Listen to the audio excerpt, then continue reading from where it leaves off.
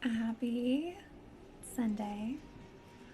Okay, so it is officially Aquarius season, and I thought I would just do a little mid January energy update because we did have Pluto move into Aquarius. We also have Uranus going direct, which, Uranus is that planet that likes to shake shit up. so, and then we also have a full moon on Thursday.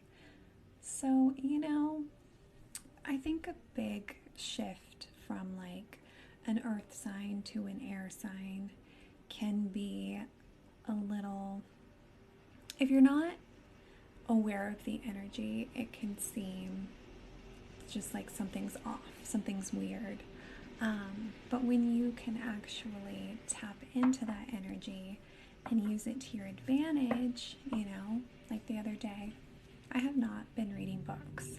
I don't know what the deal is. I just have not been able to focus on just sitting down and reading a book. Like, I love podcasts, I love audiobooks, but physically holding a book and reading it has been really hard.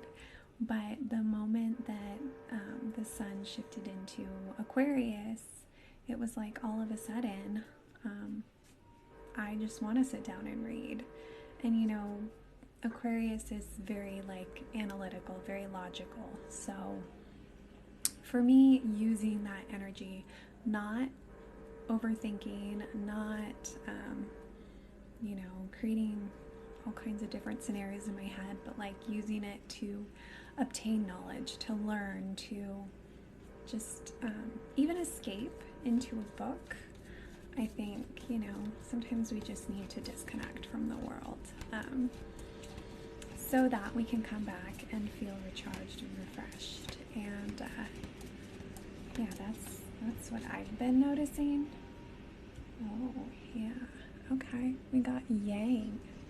And like I said, we have a Leo full moon, so that feels, and so the card for the year is Strength, and Strength is connected with Leo, and this Yang energy is the first card, and I love that. So it says the masculine principle of movement and creative activity, the power to make things happen, taking action. Yang represents the power of action, the energies that propel the world forward and manifesting thought and desire into concrete form. Now is the perfect time to act, for you can easily build momentum and make headway. What you want will come to fruition if you proceed confidently. This card signifies new life and is a sure sign that obstacles have been overcome. There is no reason to hesitate. You are the shaper of your destiny now. And I love that because, I do really feel like there's just this new energy coming in. Pluto has been in Capricorn for 15 years. It's been there since 2008. And if you look back at all of the changes that we have gone through since 2008, Pluto comes in and it's like, okay, we've got to make some changes. And if you make those changes, and if you're true to yourself, and if, I think a big thing with Capricorn is like, it can be very much tied to like material wealth. And you can't take any of that with you, Like, people that are just like hoarding a ton of wealth, it's like, what? It just, I can't compute, And I think that we are working towards a new vision of working together, lifting each other up, we've got to make a change. And that's basically what Pluto has been saying. Like, hey, we've got to make a change. And we need people that are connected to themselves and their authenticity and to be the leaders, okay? But I do want to read this protection message. So it says, Be mindful of the tendency toward impulsive action, overconfidence, and aggressive behavior. Think before you act, lest you find yourself in a situation that will lead to uncomfortable consequences. Be sure you really want what you're chasing after, because you might be sorry when you get it. The appearance of this card isn't cause for fear, for life is all about learning lessons. Practice temperance, diplomacy, and thoughtful consideration before making a move. And, I think that, New Year's are always a beautiful time to get really clear on what you want. But I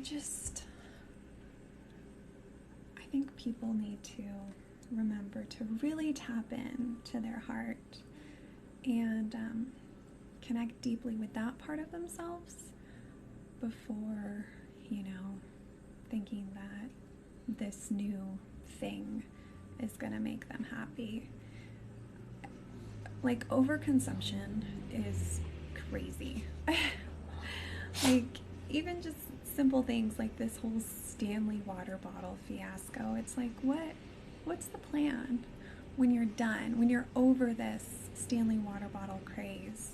Like, because I don't know about you, but I'm not big in like going and purchasing used water bottles. Like, there's just something too intimate about it. Like, you're drinking out of it every day. Like, it's just, I can't do that.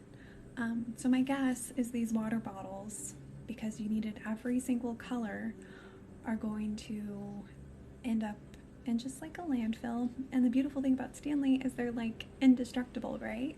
So then what? And doesn't it completely defeat the purpose if we're like going out and buying all these water bottles when you're just supposed to need one to reuse? Like, I think we've lost the plot. Or even with trends, it's like, oh, now it's mob wife aesthetic. It's like, why not just wear things that make you happy? I really do. I like color theory. Is that what it's called? But like colors that brighten you up. I think that should be the trend. Like, just find what makes you confident, what makes you feel good, and just leave all that other stuff in the past, because you're going to go out, you're going to buy something, you're going to wear it for a couple months, and then it's going to be out of style. Like, classics, okay? And that's very much Capricorn, like, just classics. I went on a rant there, but like, we have to make changes, okay?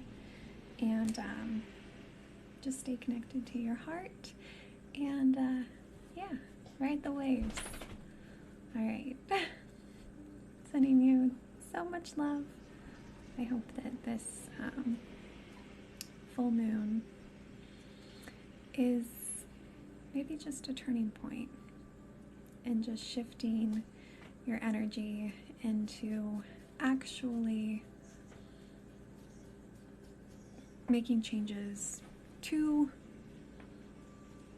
make this planet better. Maybe just really tap in and say, okay, how am I contributing to this state that this world is in, and what can I do in my own life? Yeah. All right. That is that. I will see you soon.